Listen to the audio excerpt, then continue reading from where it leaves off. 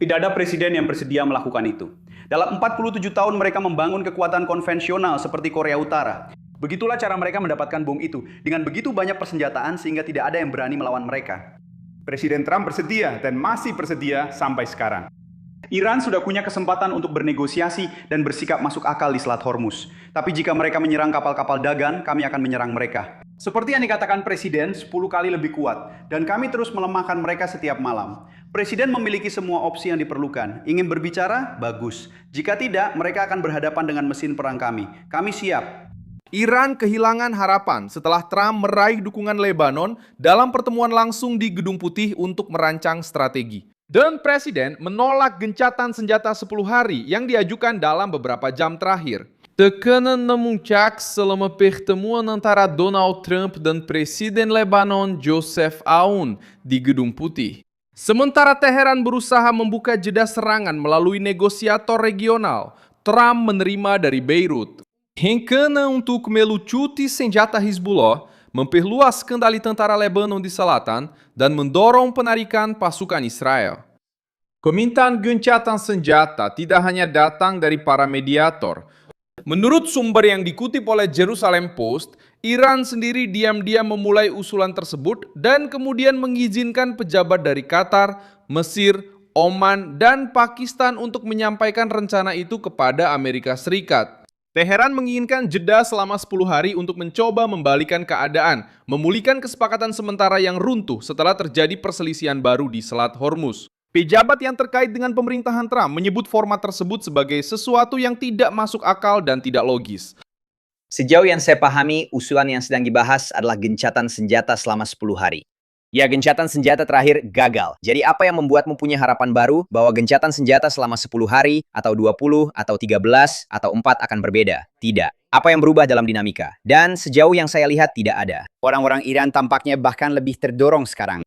Ya, jadi mungkin kamu bisa mendapatkan 3 hari. Kamu bisa, dan disinilah masalahnya, selain dari masalah militer. Mari kita anggap bahwa Presiden mengumumkan gencatan senjata selama 10 hari, dan itu runtuh dalam 4 atau 6 hari. Sekarang kamu sudah menghabiskan modal politik dan terlihat lebih lemah. Maksud saya adalah ada risiko politik dan militer yang lebih besar jika bertaruh pada kesepakatan dengan kemungkinan keberhasilan yang rendah daripada meningkatkan aksi. Maksud saya, pada akhirnya kamu harus melakukannya. Apa kamu tidak punya pilihan lain? Trump tidak menerima jeda singkat tanpa jaminan yang konkret.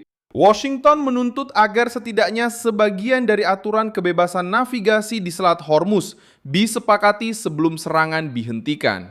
Amerika Serikat juga menginginkan gencatan senjata yang lebih lama dan komitmen agar Iran tidak dapat menggunakan 10 hari untuk mengatur ulang pasukannya, menyembunyikan peralatan, dan kembali mengancam kapal-kapal dagang segera setelah batas waktu berakhir. Dalam konten yang dipublikasikan oleh Mario Naufal ini, muncul usulan pembentukan koridor tengah di Selat Hormuz. Jalur tersebut akan berada di antara perairan yang dikendalikan oleh Oman dan Iran, dan akan digunakan untuk melindungi lalu lintas kapal-kapal dagang. Ide tersebut tampak menawarkan solusi cepat, namun tidak memberikan kebebasan navigasi permanen yang dituntut Trump. Bagi Gedung Putih, membuka jalur sementara tanpa menyelesaikan kendali Iran atas wilayah tersebut hanya akan menunda krisis berikutnya. Pemerintah Amerika juga menegaskan bahwa Iran tetap harus bertanggung jawab atas pelanggaran nota kesepahaman dan kematian tentara Amerika dalam serangan terbaru di Yordania dan Irak. Seorang pejabat Amerika Serikat menyatakan bahwa serangan dahsyat akan terus berlanjut sampai Trump memutuskan sebaliknya. Dalam video yang dipublikasikan oleh Clash Report, seorang reporter menanyakan kepada Trump tentang tidak adanya tanda-tanda bahwa Iran bersedia berhenti berperang. Trump menepis pertanyaan tersebut dan mengatakan bahwa ada pembicaraan yang tidak muncul di depan publik. Pak, tidak ada tanda-tanda bahwa Iran bersedia menghentikan pertempuran. Lalu apa rencananya? Membombardir sampai... Ya. Tidak ada tanda-tanda bahwa Iran bersedia menghentikan pertempuran. Lalu apa rencananya? Membombardir sampai mereka menyerah? Bagaimana Anda tahu jika tidak ada tanda-tanda? Tapi apakah Anda tahu sesuatu yang saya tidak tahu? Mereka menyerang sekutu-sekutu kita. Anda mengabaikan di balik layar tempat mereka berupaya untuk berkumpul untuk mengakhiri itu. Orang-orang Iran sangat ingin mengadakan pertemuan untuk mencoba mengakhiri konfrontasi. Presiden Amerika mengatakan bahwa dia tidak tertarik untuk bernegosiasi sampai Teheran bersedia melakukan pertemuan yang benar-benar serius dan produktif. Pernyataan ini menghancurkan citra bahwa Iran merasa nyaman dengan berlanjutnya perang. Teheran diam-diam mengajukan sebuah proposal, mencari mediator, dan sekarang berusaha mendapatkan jeda sementara serangan Amerika semakin meluas. Trump memutuskan untuk hanya membuka sedikit ruang.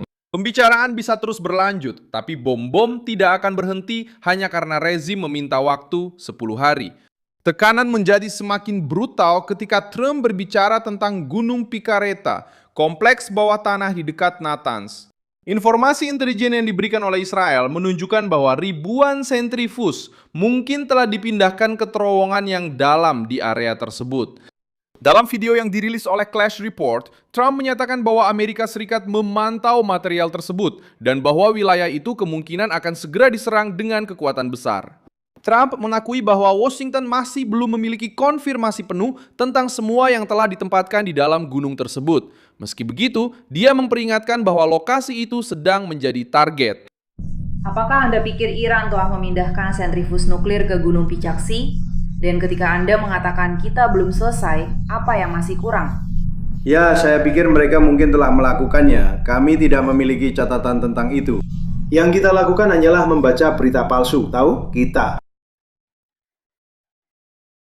Jadi mungkin kali ini mereka benar, tapi tidak apa-apa, itu tidak penting tanpa materinya. Anda sedang membicarakan tentang sentrifus. Ya, itu tidak berarti apa-apa tanpa materinya. Mereka tidak punya, karena kita memantau semuanya. Aksinya ada di sana, dan kita harus menyerang area itu segera. Dan tidak ada yang bisa mereka lakukan. Anda tahu, saya tidak akan mengatakan itu jika saya pikir mereka bisa melakukan sesuatu. Tapi kita akan menyerang area itu segera. Kemungkinan pemindahan sentrifus menunjukkan bahwa rezim tersebut mencoba melindungi bagian dari program nuklir di fasilitas yang lebih sulit dijangkau. Tanggapan yang diumumkan oleh Presiden Amerika sangat menakutkan bagi Teheran. Menyembunyikan peralatan tidak berarti tempat persembunyian itu akan tetap utuh. Video lain merekam Trump yang menyatakan bahwa orang-orang Iran masih belum mengetahui seluruh kehancuran yang disebabkan oleh Amerika Serikat. Dia mengatakan bahwa menghentikan operasi sekarang saja sudah bisa dianggap sebagai keberhasilan besar. Pesannya adalah bahwa kampanye ini belum berakhir dan bisa memasuki tahap yang lebih berat jika Teheran terus menolak syarat-syarat dari Washington. Sekarang tidak ada yang tahu, kecuali orang-orang Iran, seberapa besar kerusakan yang telah kami timbulkan kepada mereka. Kami telah menyebabkan kerusakan yang akan membutuhkan waktu 20-25 tahun bagi mereka untuk pulih. Jadi, jika kami pergi besok pun, kami sudah meraih keberhasilan besar, sangat besar. Tapi kami tidak akan pergi besok. Sekretaris Perang Pete Hegseth menegaskan kembali bahwa Iran telah diberi kesempatan untuk bernegosiasi dan menunjukkan tanggung jawab di Selat Hormuz. Menurut dia, ketika pasukan Iran menyerang perdagangan maritim, Amerika Serikat merespons dengan intensitas yang jauh lebih besar. Hegseth menyatakan bahwa kemampuan rezim tersebut berkurang malam demi malam, terutama di titik-titik yang digunakan untuk mengancam kapal, meluncurkan drone, dan mengoperasikan rudal di dekat jalur perdagangan. Pada saat inilah Trump menarik Lebanon ke dalam strategi regionalnya. Joseph Aoun tiba di Gedung Putih dengan sebuah proposal tertulis untuk melucuti senjata Hizbullah dan menempatkan negara Lebanon sebagai pengendali keamanan. Itu adalah kunjungan pertama Presiden Lebanon ke Gedung Putih dalam hampir 2 dekade.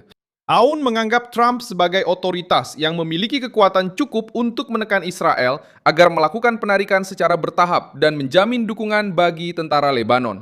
Beberapa jam sebelum pertemuan, tentara Lebanon mulai memasuki wilayah selatan yang terkait dengan kesepakatan yang dinegosiasikan oleh Amerika Serikat. Proses ini melibatkan zona uji coba di mana tentara Lebanon harus mencari senjata, membongkar struktur Hizbullah, dan mencegah kelompok tersebut kembali menggunakan desa-desa untuk tujuan militer. Penarikan penuh Israel masih bergantung pada hasil operasi-operasi ini, tetapi langkah tersebut menempatkan pasukan resmi Lebanon di wilayah yang sebelumnya didominasi oleh milisi yang didukung Iran. Dalam video yang dipublikasikan oleh Mario Naufal ini, Trump terlihat duduk di samping Aoun dan secara terbuka memuji Presiden Lebanon tersebut. Dia menyatakan bahwa pemimpin tersebut sangat dihormati dan hubungan di antara mereka berdua sangat baik. Merupakan kehormatan besar bisa bersama Anda, Tuan Presiden Lebanon. Beliau sangat dihormati di negaranya dan bahkan jauh di luar negaranya. Kami sudah pernah berbicara sebelumnya dalam berbagai kesempatan melalui para perwakilan dan hubungan kami sangat baik. Saya rasa Lebanon sudah lama menjadi negara yang diperlakukan sangat tidak adil. Itu adalah kelompok orang yang luar biasa, terdiri dari para guru, dokter, dan pengacara. Aoun tidak pergi ke Washington untuk membela Hizbullah. Dia membuka jalan untuk melemahkan kelompok itu, memulihkan kedaulatan Lebanon, dan mendekatkan Beirut dengan Amerika Serikat. Trump berjanji akan membantu Lebanon dan menyatakan bahwa negara itu harus kembali diperlakukan dengan hormat. Pendekatan ini merupakan kekalahan yang menyakitkan bagi Iran karena Hizbullah selalu menjadi salah satu alat utama Teheran untuk menekan Israel dan mempengaruhi keputusan di dalam wilayah Lebanon. Sekarang, Presiden Lebanon meminta dukungan Amerika Serikat, tepatnya untuk membongkar kekuatan bersenjata tersebut. Trump juga menunjukkan dengan mengatakan bahwa dia bisa berbicara langsung dengan Hizbullah jika Aoun menganggapnya perlu. Selanjutnya, dia mengemukakan kemungkinan Suriah ikut serta dalam upaya melawan kelompok tersebut. Dalam video yang dipublikasikan oleh Clash Report, Trump memuji Presiden Suriah saat ini dan menyatakan bahwa dia telah lama memerangi Hizbullah. Tony Morais, LBC TV dari Lebanon. Apakah Anda masih mendukung masuknya Suriah ke Lebanon untuk melucuti senjata Hizbullah? Anda bertanya apakah masuk dan melakukan sesuatu terhadap Hizbullah? Ya, Ya, itu konsep. Anda tahu, kami berhubungan baik dengan Presiden Suriah. Dia telah melakukan pekerjaan yang sangat baik. Saya tidak akan terkejut jika pria ini juga melakukan pekerjaan seperti itu. Dia telah mempersatukan Suriah. Dia ingin masuk dan melakukan sesuatu terkait Hizbullah. Apakah Anda tahu apakah mereka telah bertempur? Dia telah melawan Hizbullah selama waktu yang lama. Saya rasa itu akan sangat efektif. usulannya masih sebatas konsep, tapi ini menunjukkan bagaimana Washington berusaha mengepung struktur Iran dari berbagai sisi. Marco Rubio sudah pernah menjelaskan bahwa Hizbullah tidak akan bisa digantikan hanya dengan serangan. Strateginya adalah memperkuat pemerintah dan tentara Lebanon sampai mereka menjadi satu-satunya kekuatan bersenjata yang diakui di dalam negara tersebut. Investasi, rekonstruksi, dan kehadiran negara di wilayah selatan juga merupakan bagian dari rencana tersebut. Dengan demikian, masyarakat mulai menerima keamanan dan layanan perlindungan. Beirut bukan dari sebuah organisasi yang didanai dan dipersenjatai oleh Iran. Dalam video yang dipublikasikan oleh Clash Report, Trump juga ditanya tentang keamanannya sendiri selama momen ketegangan ini. Dia menjawab bahwa dia merasa aman dan bertanya, kenapa dia tidak akan merasa aman? Adegan itu terjadi di hadapan Aoun, anggota pemerintahan Amerika dan para jurnalis di ruang oval. Sementara Teheran mencari jeda yang mendesak, Trump menggunakan pertemuan itu untuk mengumumkan tekanan nuklir, menolak gencatan senjata yang lemah, dan mengkonsolidasikan rencana melawan Hizbullah. Di dalam Lebanon sendiri, Iran menghadapi 3 pukulan sekaligus dalam beberapa jam terakhir. Gencatan senjata 10 hari tidak berjalan sesuai dengan format yang diusulkan. Gunung Picareta secara terbuka masuk dalam daftar target yang mungkin diserang. Dan Presiden Lebanon menyerahkan kepada Trump sebuah proposal untuk melucuti senjata proksi terbesar Iran di Lebanon. Teheran mencoba mengulur waktu, tetapi Washington memutuskan untuk menuntut kebebasan permanen di Selat Hormuz, hukuman atas serangan terhadap orang Amerika, dan pengurangan pengaruh Iran secara permanen di Beirut. Terima kasih banyak telah menonton video ini sampai akhir. Dukung proyek kami dan berkontribusilah secara finansial melalui kode Pix yang muncul di layar Anda. Kami adalah saluran independen yang fokus untuk memberikan informasi yang benar kepada Anda. Kontribusi Anda membantu kami untuk terus bertahan. Sampai jumpa semuanya.